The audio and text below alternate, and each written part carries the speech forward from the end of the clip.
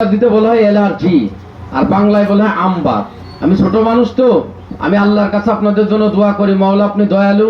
এই পৃথিবীতে যে আমার বড় শত্রু আল্লাহ, আপনি তাকে অ্যালার্জি রোগ দেবেন না। অ্যালার্জির পয়জনে মানুষের অ্যাজমা হয় কাকা, অ্যালার্জির পয়জনে মিয়া ভাই হাঁপানি রোগ হয়। আস্তে আস্তে অ্যালার্জির জীবাণু যখন রক্তে মিশে যায়, রক্ত পোষণ ধরে হয় ব্লাড ক্যান্সার রোগ। ব্লাড মানে রক্ত, ক্যান্সার মানে ঘা।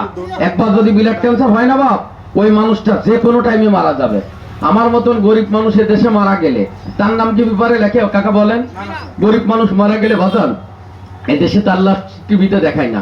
অ্যালার্জির কারণে মারা গেল একজন ধনী লোক, কোটি কোটি টাকার মালিক, সিনেমায় অভিনয় করে ভিলেনের পাঠ করে, নাম রাজীব। চেনেন আপনারা?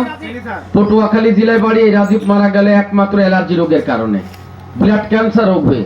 রাজীব যেদিন মারা যায়, ডাক্তার ওনার বডিতে ওজন দিয়ে দেখলো 22 কেজি হাড্ডি ছাড়া। রাজীবের দেহে কোনো গোস্ত মাংস ছিল না। হিংসায় কাকা মানুষ ধ্বংস হয়, অহংকারে মানুষ পতন হয়। দুইজন এখন 3টে খেলা দেখাবে, আর পরপর 2টো গান হবে।